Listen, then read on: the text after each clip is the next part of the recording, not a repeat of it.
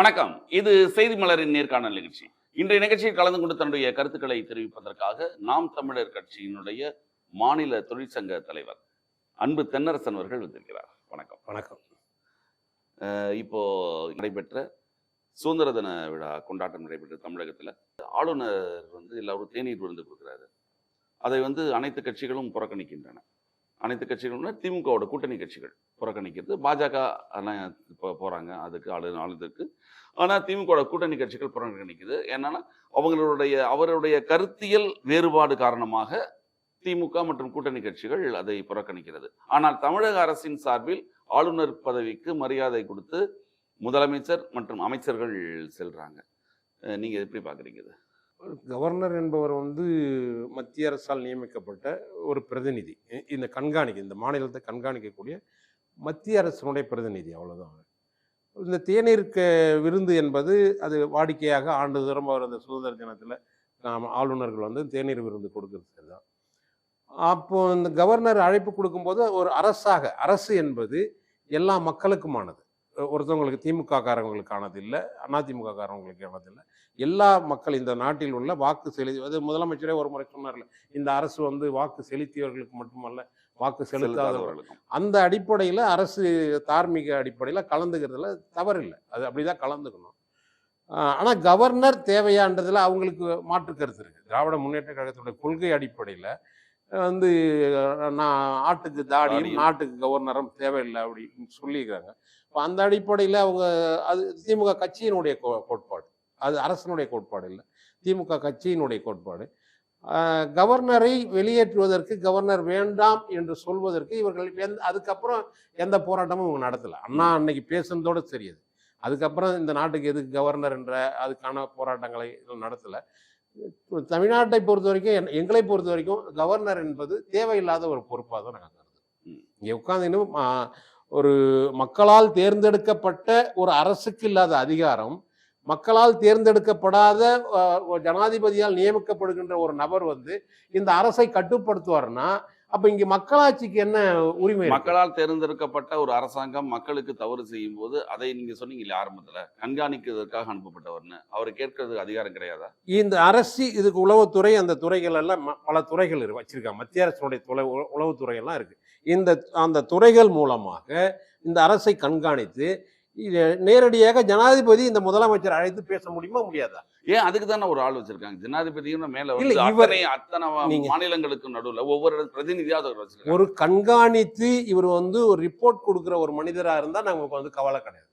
இவர் இங்க இந்த அரசை கண்காணித்து இந்த அரசு இப்படி செயல்படுகிறது கண்காணித்து ரிப்போர்ட் கொடுக்குறாரு இருந்தா பரவாயில்ல. ஆனால் இந்த அரசு இந்த மக்களுக்கு தேவையான ஒரு சட்டத்தை இயற்றுகிறது. அந்த சட்டத்தை கவர்னர் கையொப்பம் இட்டால்தான் அது செல்லுபடி ஆகுன்றது எப்படி உங்களுக்கு நியாயமா இருக்கும்? மக்களால் தேர்ந்தெடுக்கப்படாத ஒரு பிரதிநிதி, மக்களால் தேர்ந்தெடுக்கப்பட்ட ஒரு அரசு இயற்றுகின்ற அந்த சட்டங்களை கவர்னர் என்பவர் கையொப்பம் இட்டால்தான் அது செல்லும் அப்படின்னு ஒரு அரசு மக்களால் தேர்ந்தெடுக்கப்பட்ட ஒரு அரசு ஒரு தனிநபர்கிட்ட கெஞ்சி கொண்டு இருக்கிறதா இல்லையா? கையெழுத்து போடுங்க, அவர் திருப்பி அனுப்பிக்கிட்டு இருக்காரு. அப்போ ஒரு நிர்வாகம் எப்படி ஒரு மக்களுக்கு நன்மை செய்யக்கூடிய நினைக்கின்ற ஒரு அரசு சுதந்திரமாக ஒரு நிர்வாகத்தை எப்படி செயல்படுத்த முடியும்? அதனாலதான் திமுக அரசால் பல்வேறு நல்ல செயல் திட்டங்களை செயல்படுத்த முடியவில்லை இல்லையா? நல்ல செயல் திட்டங்களை அவங்க செயல்படுத்தல அப்படின்றத அப்புறம் பார்க்கலாம், அது வேற. ஆனால் இப்படிப்பட்ட ஒரு நிலைப்பாடு வேண்டான்றோம். நாங்க இப்படிப்பட்ட ஒரு நிலைப்பாடு வேண்டாம். மக்களால் தேர்ந்தெடுக்க முன்பாலேருந்து அதானே நீங்க அண்ணா காலத்திலும் திமுக அதானே சொல்லுது. அதுதான் திமுக சொல்லுது. அதற்கான என்ன போராட்டங்களை நடத்தியது? எங்களுக்கு கவர்னர் வேண்டாம், ஆளுநர் வேண்டாம், இந்த நாட்டுக்கு ஆளுநர் வேண்டாம் என்று அதற்கான ஒரு தேசிய அளவில் ஒரு இந்திய அளவில் ஒரு மாநாடு எல்லா மாநிலத்திலையும் கூப்பிட்டு இந்த கவர்னர் எவ்வளவு கொடுமையானது அப்படின்றத அந்த மாநில அரசுகளுக்கு எடுத்து சொல்லி இப்பயே நம்ம கண்கூட பார்க்க தெரியுது இல்லை? பாரதிய ஜனதா கட்சி ஆளுகின்ற மாநிலங்களில் அந்த கவர்னர் அந்த அரசுக்கு இணக்கமா போறாங்க. இப்ப எதிர்கட்சிகள் ஆளுகின்ற இடத்துல அந்த கவர்னர்கள் இன்னைக்கு ஆளுநர்கள் அந்த அரசுக்கு எதிராக செயல்படுகிறார்களா இல்லையா? இது ஒரு ஜனநாயக. காங்கிரஸ் காலகட்டத்திலும் அதே நடக்கும். யார் காலத்தில் எது நடந்தாலும் தப்பு தானே, தவறு தானே. அது காங்கிரசினுடைய ஆளுநராக இருந்தாலும் சரி, மத்தியில காங்கிரஸ் ஆளும் போது மாநிலங்கள்ல காங்கிரஸ் ஆளுநர்கள் இங்க நியமிக்கப்பட்ட ஆளுநர்கள் இருந்தாலும் அவர்கள் அந்த மாநில அரசுக்கு எதிராக செயல்படுகிறார் என்றால் அது தவறு தானே. இப்போ திமுக அரசாங்கத்தின் மேல் பல்வேறு குற்றச்சாட்டுகள் வருது, ஊழல் குற்றச்சாட்டுகள் வருது. அப்போ இங்க இருக்கக்கூடிய எதிர்க்கட்சிக்கான ஒரு பாரதிய ஜனதா கட்சி இல்ல உங்களை போன்ற கட்சிகள் பல குற்றச்சாட்டுகளை சுமத்துறீங்க, ஊழல் குற்றச்சாட்டுகள் இப்படி சுமத்துறீங்க. அப்படிங்கும்போது அவர் சொல்றதுக்கு ஒரு இடம் வேண்டாமா? நேரடியாக இதுக்கெல்லாம் நீங்க ஜனாதிபதிட்ட போவீங்களா? அப்போ இந்த இடத்துல பிரதிநிதி ஒருத்தர் இருக்காரு. அவர்ட்ட போய் நீங்க ஒரு இது குடுக்குறீங்க, பட்டியல் குடுக்குறீங்க, ஊழல் பட்டியல் குடுக்குறீங்க. அப்ப அவர் நடவடிக்கை எடுக்கிறாருன்னு எதிர்பார்க்கிறோம். இல்ல இது கவர்னர் தான் எடுக்கணும்ன்ற அவசியம் இல்லை. ம். கலைஞர் கருணாநிதி மேல சர்க்காரியா கமிஷன் அமைச்சது யாரு? கவர்னர் அமைச்சாரு. மத்திய அரசு தானே அமைச்சது. அப்ப மத்திய அரசுக்கு அந்த அதிகாரங்கள் இருக்குல்ல. அப்போ ஜனாதிபதிக்கு அந்த ஜனாதிபதிக்கு விசாரிக்கக்கூடிய அதிகாரம் இருக்கு. அந்த கமிஷன்களை போடக்கூடிய அதிகாரம் மத்தியில் ஆளுகின்ற அரசுக்கு இருக்கு. இது கவர்னருக்கு இங்க என்ன இடையில வேலை? ஒரு உளவுத்துறையை வச்சு இந்த துறைகள்ல இந்த ஊழல் நடந்திருக்கு, இது மெய்ப்பிக்கப்பட்டிருக்கு, அதனால இந்த அரசு மீது நடவடிக்கை எடுக்கணும் அப்படின்ட்டு ஒரு கமிஷனை போட்டு விசாரணை பண்ணி அந்த விசாரணையின் அடிப்படையில் அந்த கமிஷன் தீர்ப்பின் அடிப்படையில் அந்த அரசு மீது நடவடிக்கை எடுக்கணும். இங்க பிஜேபியில இருந்து அண்ணாமலை அவர்களே பல்வேறு குற்றச்சாட்டு சுமத்துறாரு, ஊழல் குற்றச்சாட்டு சுமத்துறாரு. நீங்களும் ஊழல் குற்றச்சாட்டை சுமத்துறீங்க. ஆனா சரியான ஆதாரம் இருந்தா இத்தனை நேரம் அவங்க மேல் நடவடிக்கை எடுத்திருக்கலாம். ஆதாரங்கள் எல்லாம் இவர்கள் கையில தான், மத்திய அரசு கையில தான் இருக்கு. ஆனால் இந்த ஆதாரங்களை அந்த அரசுக்கு எதிராக இவங்க பயன்படுத்துவது கிடையாது. ஏனால் அந்த அரசுகளை தங்களுடைய கைப்பாவைகளாக வைத்துக் கொள்ள வேண்டும். இவர்கள் ஊழல் அவங்களை பொறுத்தவரைக்கும் நீங்க ஊழல் எவ்வளவு வேணாலும் செஞ்சுக்கோ, மத்திய அரசுக்கு நீ ஆதரவான இல்லை, அவ்வளவுதான் அவங்க கட்டுப்பாடு. ஒண்ணு சொல்லுங்க, ஈழ பிரச்சனை உச்சகட்டமா இருந்தது. அங்க இனப்படுகொலை ரொம்ப அதிகமா மக்கள் கொன்று குவிக்கப்பட்டாங்க. அந்த இடத்துல அந்த நேரத்துல தமிழ்நாட்டில் ஒரு அனைத்து கட்சி கூட்டம் கூட்டப்பட்டது. அன்றைக்கு முதலமைச்சராக கலைஞர் கருணாநிதி தான் இருந்தாரு. அனைத்து கட்சி கூட்டம் கூட்டினாங்க. அனைத்து கட்சி கூட்டத்துல அன்னைக்கு எங்களுக்கெல்லாம் அழைப்பு உண்டு. அன்னைக்கு நாங்க திராவிட இயக்க தமிழர் என்ற ஒரு அமைப்புல இருந்தோம். அந்த அமைப்பினுடைய மாநில பொருளாளர் நான். எனக்கு சுபவீரபாண்டியனுக்கு அழைப்பு உண்டு, நான் ஐயா நெடுமாறனுக்கு அழைப்பு இருந்து எல்லாமே போயிருந்தோம். அப்போ ஒட்டுமொத்த 40 நாடாளுமன்ற உறுப்பினர்களும் பதவி விலகுவது அப்படின்ட்டு ஒரு தீர்மானம் நிறைவேற்றப்பட்டது. அப்படி தீர்மானம் நிறைவேற்றி சரியாக ஒரு 5 நாட்கள்ல அன்னைக்கு மத்திய அமைச்சர் ஒருத்தர் வர, பிரணாப் முகர்ஜி, மொத்த கோப்புகளையும் எடுத்துன்னு முதலமைச்சரை தனிப்பட்ட முறையில் சந்திக்கிறார். சந்திச்சுட்டு இந்தந்த துறைகள்ல நீங்க இவ்வளவு ஊழல் பண்ணியிருக்கீங்க, உங்கள் மீது நாங்க நடவடிக்கை எடுத்தால் என்ன ஆகும் அப்படின்ட்டு அவரை மிரட்டிட்டு, நீங்கள் இந்த 40 பேர் ராஜினாமா பண்றோம் அப்படின்ற அந்த நிலைப்பாட்டுல இருந்து பின்வாங்கணும். அப்படி யாருமே அன்னைக்கு ராஜினாமா பண்ணலையே. பிரணாப் முகர்ஜி மிரட்டிட்டு போன பிறகு கருணாநிதி பயந்து போய் அதுல இருந்து விலகிட்டாரு. அம்மையார் கனிமொழி மட்டும் ராஜினாமா கடிதம் கொடுத்தாங்க. அவர் நாடாளுமன்ற உறுப்பினர் யாரிடம் ராஜினாமா கடிதம் கொடுக்கணும்? ஒண்ணு பிரதமர் கிட்ட கொடுக்கணும், இல்லைன்னா ஜனாதிபதி கிட்ட கொடுக்கணும். இவங்க போய் கலைஞர்கிட்ட கொடுத்தாங்க சென்னையில. கலைஞர் வாங்கி வச்சுக்கிட்டாரு, அவ்வளவுதான். அதுக்கு முன்னாலே 39 எம்பிக்களோட ராஜினாமா கடிதங்கள் அவர்கிட்ட தான் இருந்தது. இல்ல, அந்த கூட்டம் நடந்த அந்த அனைத்து கட்சி கூட்டம் நடக்கும் பொழுது தங்கபாலு அவர்கள் கலைஞருக்கு வேண்டுகோள் வர்றார், தலைவர் இதை மறுபரிசீலனை பண்ணணும். அவங்க இணைங்கெல்லாம் வரல. அவங்க நாங்கள் ராஜினாமா பண்ணணும்னு வெளிப்படையா இன்னைக்கு காங்கிரஸ் கட்சியை சார்ந்த தங்கபாலு சொல்லல. தலைவர் இதை மறுபரிசீலனை பண்ணணும்னு தான் சொன்னாரு. இவங்க எல்லாருமே ராஜினாமா கடிதம் கொடுக்கல. பாட்டாளி மக்கள் கட்சியினுடைய நாடாளுமன்ற உறுப்பினர் அந்த அன்புமணி ராமதாஸ் கூட ராஜினாமா கடிதம் கொடுக்கல, யாரும் கொடுக்கல.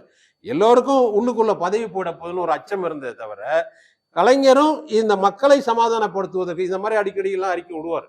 அந்த மாதிரி நாங்க ராஜினாமா பண்றோம் அறிக்கை விட்டார், ராஜினாமா பண்ணல. ஆனால் அப்பட்டமாக பிரணாப் முகர்ஜியால் மத்திய அரசால் கருணாநிதி மிரட்டப்பட்டார் என்பது உண்மை. நீங்க ஊழல் எவ்வளவு வேணாலும் பண்ணீங்க, நாங்க இதை கண்டுக்க மாட்டோம், இந்த கோப்பெல்லாம் நாங்க கண்டுக்க மாட்டோம். ஆனால் அந்த மக்களை அந்த இலங்கை பிரச்சனையில காங்கிரஸ் எடுக்கின்ற நிலைப்பாடுகளுக்கு நீங்க ஒத்துவதணும் அப்படின்ட்டு மிரட்டிட்டு போனதுதான் அது. இல்ல, நீங்களே கூட திமுக அரசாங்கத்துக்கு எதிராக பல்வேறு ஊழல் குற்றச்சாட்டுகளை இப்போது சுமத்துறீங்க. ஆனா ஆரம்ப காலத்திலேருந்து நீங்க கட்சி ஆரம்பித்தது, நீங்கள் குற்றச்சாட்டு ஃபுல்லாவே ஈழ பிரச்சனையில திமுக துரோகம் செய்தது அப்படிங்கறத மட்டும்தான் இல்லையா?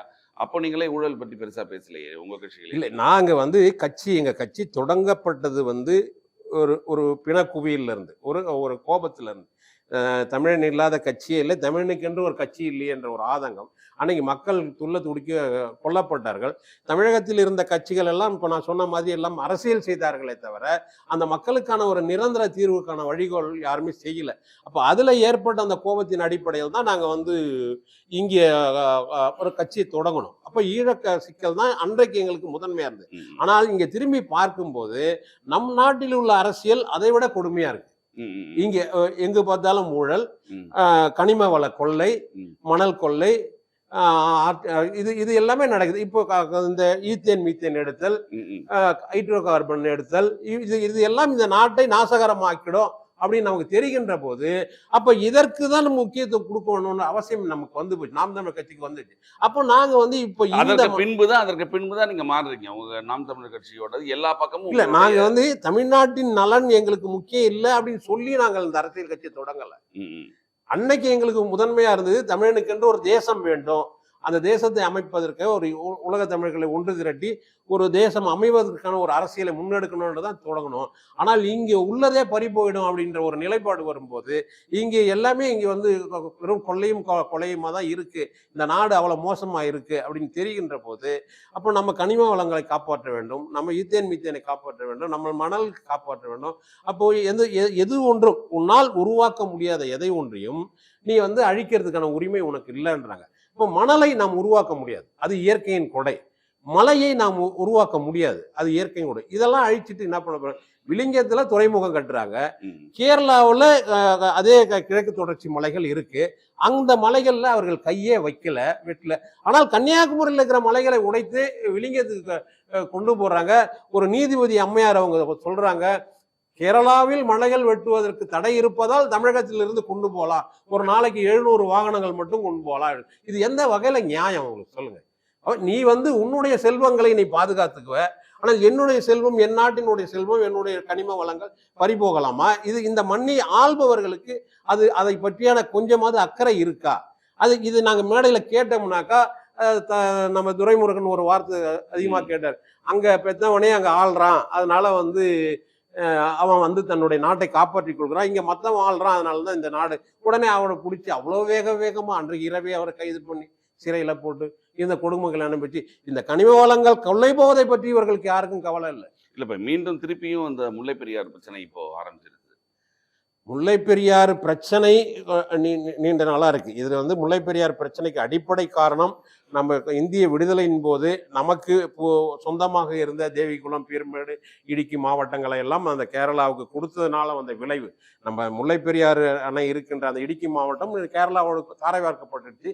அன்றைக்கு இருந்து நமது தலைவர்களை மேடாவது பள்ளமாவது எல்லாம் இந்தியாவுக்குள்ள தானே இருக்கு அப்படின்ட்டு ஏமாந்து போயிட்டாங்க. அதனுடைய விளைவு அப்போ இந்திய அரசாங்கத்தை பணிய வைப்பதற்கு ஏறக்குறைய 18 ஆண்டுகள் ஒரு மாநில கட்சி மத்திய அரசுல அங்கம் வகித்ததுன்னா அது திராவிட முன்னேற்ற கழகம் தான். இது இந்த இந்தியாவில் உள்ள மாநில கட்சிகளை எந்த ஒரு கட்சியும் தொடர்ச்சியாக 18 ஆண்டுகள் மத்திய அரசுல அங்கம் வகிக்கல. அப்போ அந்த மத்திய அரசுல அங்கம் வகிப்பது மக்களின் நலனுக்காக அங்கம் வகிச்சது அப்படின்னு தமிழக மக்களுடைய நலனுக்காக தான் அங்கம் வகிச்சதுன்றதை நாங்க பாராட்டுறோம். அது முல்லை பெரியாறு நதிநீர் பிரச்சனையும் தமிழக மக்கள் நலம் சார்ந்தது தானே.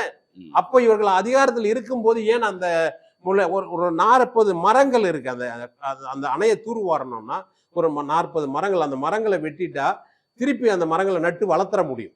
மரங்களை வெட்டிட்டா அந்த மரங்களை வெட்டிட்டா அதுல தூர்வாரலாம். இந்த மரங்களை வெட்டுவதற்கான அனுமதியை 40 ஆண்டுகளாக கேரள அரசாங்கம் வழங்கல தமிழ்நாட்டுக்கு. இதை இவர்களால் ஆணித்தரமாக பெற்று தர முடியல. இங்க உள்ள முதலமைச்சர்கள் நாங்க வந்து ஏன் சொல்றோம் இது வந்து தமிழன் தான் இந்த நாட்டை ஆளணும், தமிழன் தான் இந்த நாட்டை ஆளணும்னு ஏன் சொல்றோம்னா, முல்லை பெரியாரை பாதுகாக்கின்ற உரிமை தமிழர்களிடம் இருந்துதான் இருந்தது. அது எம்ஜிஆர் அவர்கள் தூக்கி அதை கேரளா கிட்ட கொடுத்துட்டு போயிட்டார். அதுவும் இது வந்து நாளைக்கு நமக்கு பாதிக்கும் அப்படின்னு தெரிஞ்சும் அன்றைக்கு குழந்தைவேலு என்ற ஒருத்தர் பொதுப்பணித்துறை அமைச்சராக இருந்தார். அவர் வந்து எம்ஜிஆர் வந்து இந்த முல்லை பெரியார் அணைக்கான அந்த பாதுகாப்புக்கு உரிமையை வந்து கேரளாவுக்கு தாரை வார்க்க போகிறார், இதுல கையெழுத்து போடக்கூடாதுன்றதுக்காக அன்றைக்கு உள்ள பண்ருட்டி ராமச்சந்திரன் அமைச்சர், மின்சாரத்துறை அமைச்சராக இருந்தார். அவர்கிட்ட கேட்கிறார், இது என்னங்க தமிழர்களுக்கு இது எதிராக போகுமே அப்படின்னு கேட்கும்போது, நீ உடல் நலம் சரியில்லைன்ட்டு வீட்டுல படுத்துக்கோ, இன்னைக்கு சட்டமன்றத்துக்கு வராத, வந்தா தானே உன்னை கையெழுத்து போட சொல்லுவாங்கன்னு. அவர் குழந்தை வேலை அதே மாதிரி எனக்கு வந்து உடல்நலம் சரியில்லை, உடல்நலம் குன்றி இருக்குன்ட்டு அன்னைக்கு சட்டமன்றத்துக்கு வரல. ஆனால் இது கையெழுப்பும் போடுவதற்கான உரிமை முதலமைச்சருக்கு இருக்கின்றது என்று சொல்லி கையெழுத்தை போட்டு முதலமைச்சரே எம்ஜி ராமச்சந்திரன் அவர்களே கையெழுத்து போட்டு அந்த முல்லை பெரியார் அணையை பாதுகாக்கின்ற உரிமையை மலையாளிகளுக்கு தூக்கி கொடுத்தது இந்த முதலமைச்சர்கள் தான். இன்னைக்கு முல்லை பெரியாறுல நமக்கு போய் ஆய்வு பண்ணுவோம், எது பண்ணுவோம் முடியாது, உள்ள போக முடியாது, அவர்கள் அனுமதி இல்லாமல் போக முடியாது. ஒரு காலத்துல அங்க அந்த பாதுகாப்பு வந்து நம்மோடு இருந்தப்போ அந்த அணையில வந்து படப்பிடிப்புலாம் நடந்தது. தமிழகத்தினுடைய படப்பிடிப்புலாம் கூட அங்க நடந்தது. ஆனா இன்னைக்கு வந்து உள்ள போவதுக்கு அனுமதி கிடையாது. உள்ள போறதுக்கு அனுமதி கிடையாது. அச்சுதானந்தன் என்கின்ற ஒரு முதலமைச்சர் கொடை பிடிச்சிட்டு வராரு. மழையில ஒரு 4 பேரை கூட்டிக்கிட்டு கொடை பிடிச்சிட்டு வராரு. அந்த கொடையை சுருக்கிட்டு அந்த கொடை கம்பியெல்லாம் அந்த அணையை தட்டி பார்க்குறாரு. தட்டி பார்த்துட்டு ஆமா அணை வீக்கா இருக்குன்றாரு. இது என்ன ஆய்வு இது? கொடை கம்பியால தட்டி பார்த்துட்டு அணை வீக்கா இருக்குன்னு சொன்னா அது எப்படி அது? இன்னைக்கும் வந்து இடுக்கி மாவட்டத்துக்கு அவங்களுக்கு அந்த இன்னொரு அணை இருக்கு. அந்த அணைக்கு தண்ணி தேவைன்றதுக்காக தான் இதை எப்படியாவது இடிச்சிடணும்னு பார்க்குறாங்க. இப்போ ஒரு ஒரு அணை இருக்கு. அந்த அணை உடைந்ததுன்னா தண்ணி கீழ் நோக்கி போகுமா மேல் நோக்கி போகும்? உடைந்தா கீழ் நோக்கி தான் வரும். ஆனால் அங்க எல்லாமே உடைந்து மேல் நோக்கி போய் கேரளாவே அழிஞ்சிற மாதிரி படங்களை தயாரித்து அந்த மக்களை குழைப்பு ஒரு அரசியல் செய்து 2 பேரும் உணர்வுபூர்வமான பிரச்சனையா மாத்தி அதற்கு காரணம் கேரளாவில் உள்ள பெரும் பணக்காரர்கள் அந்த முல்லை பெரியாரை ஒட்டி அந்த அணையை ஒட்டி நிறைய ரிசார்ட்டுகளை கட்டி வச்சுட்டாங்க. அந்த ரிசார்ட்டுகள் இந்த அணை வந்து முழு கொள்ளளவு நீர் பிடித்தினா அந்த ரிசார்ட்டுகளுக்கு ஆபத்து வரும். அப்ப அந்த முதலாளிகளை காப்பாற்ற வேண்டும் என்பதற்காக இங்கு ஆயிரக்கணக்கான விவசாயிகள் வறுமையில இருந்தா பரவாயில்ல, இங்க விவசாயம் நடக்கலன்னா பரவாயில்ல, ஆனா வந்து அந்த பணக்காரர்கள் வந்து சூழ்ந்துடக்கூடாது, பணக்காரர்கள் தங்களுடைய செல்வத்தை இழந்துடக்கூடாது அப்படின்றதுல கேரளா அரசு சரியா இருக்கு. ஆனா தமிழக அரசு தன்னுடைய உரிமையை போராடி பெற வேணும் அப்படின்ற அக்கறை இல்லாமல் நம்ம என்ன சென்றது. இப்போ வந்து இன்னும் கேட்டீங்கன்னா இப்போ வந்து அவங்க இந்தியா கூட்டணியில் தான் இருக்காங்க. திராவிட முன்னேற்ற கழகமும் ஐயா பிரணாப் விஜயம் எல்லாமே இந்தியா கூட்டணியில் இருக்கு. இப்பயாவது பேசி அந்த உரிமைகளை பெற்று தரலாம். ஒருவேளை நாம் தமிழர் அதுல இருந்து பெற்றுத்தர முயற்சி செஞ்சிருப்பீங்க. உறுதியா பெற்றுத்தரும். நீங்க ஒன்னே ஒண்ணுதான் எங்களுக்கு வந்து வழிகாட்டி வந்து காமராஜர் நாங்க சொல்றோம், பல இடங்கள்ல சொல்றோம். சீனா யுத்தத்துல வந்து இந்தியா தோத்து போச்சு. இந்தியா தோத்ததுக்கு காரணம் சீனாவிடம் அதிநவீன ஆயுதங்கள் இருந்தது. இங்க நம்ம கிட்ட ஆயுதங்கள் இல்லை, குறைவு. வெள்ளக்காரன் விட்டு போகல, அவன் வச்சிருந்த கட்ட துப்பாக்கியில வச்சு ஒன்றும் பண்ண முடியாதுன்னு. அப்போ நேரு அன்றைக்கு பிரதமராக இருந்த நேருவை காமராஜர் சந்திக்க போறார். நேரு ரொம்ப கவலையா உட்கார்ந்துருக்காரு. என்ன கவலையா இருக்கீங்கன்ற, இல்லை இந்த சீனா யுத்தத்தில் நம்ம தோத்துட்டோம், காரணம் நம்மகிட்ட நவீன ஆயுதங்கள் இல்லை அப்படி. அப்போ ஆயுதங்கள் வேணும்னா நீங்க எங்க வேணாலும் வாங்கிட வேண்டியதானே. வாங்கிடலாம், வந்து அமெரிக்காவில் வந்து நம்ம வாங்கிட்டோம். ஆனால் அங்கே வந்து யாராவது கேரண்டி கையெழுத்து போடணும்னு சொல்றாங்க. யாருமே நமக்கு வந்து கேரண்டி கையெழுத்து போட மாட்டாங்க. அன்னைய நிலைமை அதுதான். அப்போ படிக்காத மேதையாக இருக்கின்ற காமராஜர் சொல்றாரு, அவருடைய அந்த கொச்சையான பாஷையில் அவன் கடை ஏதாவது இங்க இருக்கான்னு கேட்கிறாரு. அமெரிக்காக்காரனுடைய கடை இங்க ஏதாவது இருக்கு? ஆமா இருக்கு, அமெரிக்கன் வங்கி இங்க இருக்கு. அப்ப அதை இழுத்து மூட சொல்லு அப்படின்னு. இல்லையே அது பெரிய பிரச்சனையாவது சின்ன பிரச்சனை, நமக்கு உதவாத கடை இங்க நமக்கு எதுக்கு, அது மூட சொல்லு அப்படின்ற. அப்போ அமெரிக்க வங்கியை மூடணுன்ட்டு இந்திய அரசு ஆணை பிறப்பிக்குது. அப்போ அமெரிக்க அந்த வங்கி பணிஞ்சு வருது. பணிஞ்சு வந்து அந்த கேரண்டி கையெழுத்து போடுறாங்க, அவங்க உத்தரவாத கையெழுத்து போடுறாங்க. போட்ட பிறகுதான் இங்கே ஆயுதங்கள் வாங்கப்படுது. அன்னைக்கு அமெரிக்காவில் வந்து இந்தியாவுக்கு ஆயுதங்கள் வாங்கப்படுது. அதே மாதிரி தான் இன்னைக்கு கேரளாவில் மொத்தம் கேரளாவுக்கு போவதற்கு 11 வழிகளும் என்னமோ இருக்கு. இன்றைக்கும் அவர்கள் வந்து வாழணும்னா தமிழ்நாட்டினுடைய உதவி இல்லாமல் வாழ முடியாது. அங்கே வெறும் மலைகள் தான், அங்கே விவசாயம் ஒன்று பெருசாக விவசாயம் கிடையாது. அவர்கள் உண்பதாக இருந்தாலும் உறங்குவதாக இருந்தாலும் தமிழனுடைய உதவி அவர்களுக்கு தேவை. இங்கேருந்து தான் காய்கறிகள் போகுது, இங்கேருந்து தான் மாட்டுக்கான தீவனங்கள் போகுது, இங்கேருந்து தான் வந்து முட்டை போன்ற இது போகுது, எல்லாமே இங்கேருந்து தான் போகுது அவர்கள். இதை நம்ம வந்து இழுத்து மூடணும்னா அவங்க என்ன பண்ணுவாங்க? இதை மூடுறதுக்கு ஒரு அரசு இங்கேருந்து தெளிவாக இருக்கணுமா, இருக்க வேணுமா? அப்போ முடிவு சரியானபடி எடுக்கணும். ஒன்றை கொடுத்து தானே ஒன்றை பெற முடியும். நீ எங்களுக்கான நீரை கொடு. நம்ம அதிகமா கேட்கல. இது இந்த அணை கட்டப்பட்டது தமிழனுக்காக, கட்டியவன் வெள்ளைக்காரன். கட்டப்பட்டது நோக்கம் சிவகங்கை மாவட்டம், அந்த ராமநாதபுரம் மாவட்டங்கள் ரொம்ப வறுமையில் இருக்கு. சேதுபதி மன்னருக்கு தான் அதுக்கு வந்து முதல்ல அடிக்கோள் பார்க்குறேன். அவங்க தான் ஆய்வு செய்து இங்கே முல்லை பெரியாறு என்று 2 ஆறுகள் இருக்குது, முல்லை ஆறு என்றும் பெரியாறு என்றும் 2 ஆறுகளுக்கு இதுக்கு இடையில ஒரு அணையை கட்டி நீரை தேக்கணும்னா அந்த நீரை வந்து அந்த வைகை நதிக்கு கொண்டு வந்து வைகை நதி மூலமா இந்த மாவட்டங்கள், தென் மாவட்டங்கள்ல பாசனம் பெறும் அப்படின்றது அந்த திட்டம் கொண்டு வராங்க. இந்த திட்டத்தை பென்னி குக் என்கின்ற ஒரு வெள்ளைக்காரன் தான் நிறைவேற்றான். முதல்ல அவன் அந்த அணை உடைஞ்சி போது இருந்தாலும் அவனுடைய அந்த அரசாங்கம், வெள்ளை அரசாங்கம் இதுக்கு நிதி ஒதுக்க மாட்டேன்னு சொல்லிடுது. நிதி ஒதுக்க மாட்டேன்னு சொன்ன பிறகும் அவன் போய் தன்னுடைய சொந்த பணத்தை, தனக்கு இருந்த சொத்துக்களை வித்து கொண்டு வந்து பென்னி குக்கு மட்டுமல்ல, அந்த பென்னி குக்குடைய துணைவியார் அவருக்கு இருந்த சொத்தையும், என்னுடைய கணவனுடைய உழைப்புல எனக்கும் வந்து பங்கு இருக்கு, அவருடைய செயல்பாட்டில் எனக்கும் பங்கு இருக்குன்னு அவங்க சொத்தையும் வித்து கொடுத்தாங்க. அப்படி கட்டப்பட்ட ஒரு அணை தான் அது. தமிழர்களுக்காக கட்டப்பட்ட அணை தான். தமிழ்நாட்டின் எல்லையில தான் அது இருந்தது. இன்னைக்கு வந்து மொழிவாரி மாநிலம் பிரிக்கும் போது அந்த கிருஷ்ண மேனன் ஒருத்தர் இருந்தார். கிருஷ்ண மேனன் நேருடைய நெருங்கிய நண்பர். அவர் நேருடைய நெருங்கிய நண்பராக இருந்த காரணத்தால் தன் நண்பரை பயன்படுத்தி, நேருவை பயன்படுத்தி இந்த தமிழர்களுக்கான உரிமைக்கான இந்த இடங்களை எல்லாம் கேரளாவோட ஒரு சேர்த்துக்கிட்டாங்க. இந்த இடங்கள் அன்னைக்கு கேரளாவுக்கு இந்த இடங்கள்லாம் போகலைன்னாக்கா அன்னைக்கு கேரளாவுக்கு மாநில அந்தஸ்தே கிடைச்சிருக்காது. அது ஒரு யூனியன் பிரதேசமாக இருந்திருக்க முடியும். அப்போ ஒரு மாநில அந்தஸ்து பெறுவதற்கான நிலங்களை வாரி வழங்கிய இந்த தமிழர்களுக்காக ஒரு நன்றி கடனாகவாது அந்த முல்லை பெரியார் அணை நீரை தரணும் இல்ல. இன்றைக்கு அது எல்லாமே வேண்டாம், முல்லை பெரியார் அணையில தண்ணி வரட்டும். இங்க மலையாளிகள், இந்த நாட்டில் வாழுகின்ற மலையாளிகள் பயன்படுத்தக்கூடிய நீரையாவது அவர்கள் தரணும்ல. அவங்க எவ்வளவு நீரை பயன்படுத்துறாங்க, அவர்களுக்கான நீரையாவது தரணும்ல. இதையெல்லாம் கேட்பதற்கு, ஆணித்தரமா கேட்பதற்கு இங்க உள்ள அரசுகளுக்கு தைரியம் இல்லை. கண்டிப்பா. இறுதியாக ஒரே ஒரு கேள்வி. இப்போ கலைஞர் அவருடைய நூற்றாண்டு விழா நாணயம் வெளியிட போறாங்க ஒரு ஞாயிற்றுக்கிழமை. எல்லாருக்கும், எல்லா கட்சிக்கும் அழைப்புகள் இருக்கு. நாம் தமிழர் கட்சிக்கு அழைப்பு இருக்கா? கலந்துக்கிறீங்களா? இல்ல, நாம் தமிழர் கட்சிக்கு அழைப்பு இல்லை. எப்படி அழைப்பாங்க? இது நம்ம வந்து மக்களால் மக்களால் தேர்ந்தெடுக்கப்பட்ட ஒரு அங்கீகரிக்கப்பட்ட கட்சி. மக்கள் 8% வாக்கு செலுத்தி எங்களை அங்கீகரிச்சிருக்காங்க.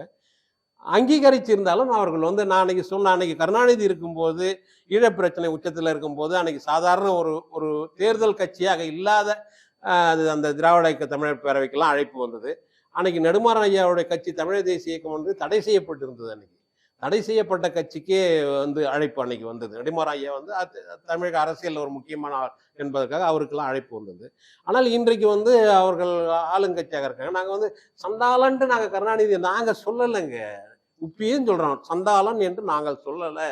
ஒரு பாடல், அது பேனாவை வச்சா உடப்பேன்ற மாதிரி நாணயத்தை உடப்பேன்னு பயப்படுறாங்க. நாணயத்தை உடைப்பன்ற அவங்க ஆளுங்கட்சியாக இருக்கின்றார்கள், இப்போ ஆளுங்கட்சியாக இருக்கின்றார்கள். அந்த அதிகாரங்களை பயன்படுத்தி மக்களுக்கு அவர்கள் நன்மை செய்கிறார்களோ இல்லையோ, தன் தந்தையாரை கொண்டு போய் எல்லா இடத்துலையும் சேர்க்கணும் அப்படின்றதுல குறியா இருக்கிறாங்க. இது மாறும் நாளைக்கு. நேற்றைக்கு வந்து ஆந்திராவில் எங்கு திரும்பி பார்த்தாலும் ராஜசேகர் ரெட்டியோட சிலைகள் தான் இருந்தது. நேற்றைக்கு 2 மாதங்களுக்கு முன்பாக நீங்க ஆந்திராவில் போய் எந்த பக்கம் பார்த்தாலும் ராஜசேகர ரெட்டியோட சிலைகள் இன்னைக்கு இருக்காது. இன்னைக்கு இல்லை. காலங்கள் மாறும். நேற்றுக்கு வந்து முஜிபுர் ரஹ்மான், மேற்கு வங்கத்தை உருவாக்கியவர் முஜிபுர் ரஹ்மான். மேற்கு வங்கத்தின் தந்தை என்று சொன்னால் அது முஜிபுர் ரஹ்மான் தான். முஜிபுர் ரஹ்மான் சிலை நேற்று வரைக்கும் இருந்தது, இன்னைக்கு இல்லை. அங்க அந்த சிலை இல்லை. அதுக்கு இன்னைக்கு இலங்கையில எடுத்துங்க, ராஜபக்சேவோட தந்தையார் சிலை இருந்தது அந்த நாட்டில், ஆனா இன்னைக்கு இல்லை. இன்னைக்கு மக்கள் புரட்சி மாறுகின்ற போது அவர்களே இருக்க முடியல. அந்த மாதிரி நிலைகள் வரும். அரசியல்ல இதெல்லாம் சாதாரண விஷயம். இன்னைக்கு அதிகாரத்தில் இருக்கிறாங்க, அவர்கள் என்ன வேணாலும் செய்யலாம். பாரதிய ஜனதா கட்சி கூட நீங்க சொன்னீங்கல்ல, நாம் தமிழர் கட்சி பாரதிய ஜனதா கட்சியினோட பி டீம்னு. ஆனா மெயின் டீமா இருக்கிற பாரதிய ஜனதா கட்சி கூட அழைப்பு கொடுத்திருக்காங்க, அவங்களும் கலந்துக்கிறான்னு இருக்காங்க. எடப்பாடியாருக்கு அழைப்பு கொடுத்திருக்காங்க. அது அரசியல் நாகரிகம். நாங்க அதை பத்தி ஒன்றும் சொல்லலை. அரசியல் நாகரிகம். இந்த அரசியல் அநாகரிகமாக மாற்றப்பட்டதுக்கு காரணமே ஐயா கலைஞர் கருணாநிதி தான். அவர் காலத்துல, அண்ணா காலத்திலலாம் வந்து அண்ணா காலத்துல, காமராஜர் காலத்திலலாம் இந்த நாட்டில் அவ்வளோ ஒரு ஆரோக்கியமான அரசியல் இருந்தது. கருணாநிதி எப்போ திராவிட முன்னேற்ற கழகத்துக்கு தலைவராக வருகிறாரோ அதுக்கப்புறம் தான் இங்க அரசியல் அநாகரிகங்கள் பிறக்க தொடங்கிச்சு. எம்ஜிஆர் தொப்பியை தட்டி விட்டது, வேட்டியை பிடிச்சி இழுத்தது, இந்த மாதிரி வேலைகள்லாம் அவர் தான் தொடங்கி வச்சது. இன்றைக்கு அது உச்சமா நிற்குது. இன்னைக்கு வந்து நாம் தமிழர் கட்சிக்கு அழைப்பு இல்லை. இவர்கள் அழைப்பார்கள் என்பதுக்கு, மக்கள் எங்களை அழைப்பார்கள். மக்களோடு நாங்கள் இருக்கிறோம், மக்கள் தான் எங்களுடைய எசமானர்கள். இவர்கள் இல்லை. இவர்கள் அழைக்கணுன்ற அவசியமும் எங்களுக்கு இல்லை. மிக்க நன்றி. தமிழக அரசியல் நிலவரங்கள் பற்றி எங்களோட கலந்துரையாடுறதுக்கு மிக்க நன்றி. நிகழ்ச்சியிலிருந்து கலந்து கொண்டு தங்கள் மேலான கருத்துக்களை தெரிவித்ததற்கு நன்றி. நன்றி, வணக்கம்.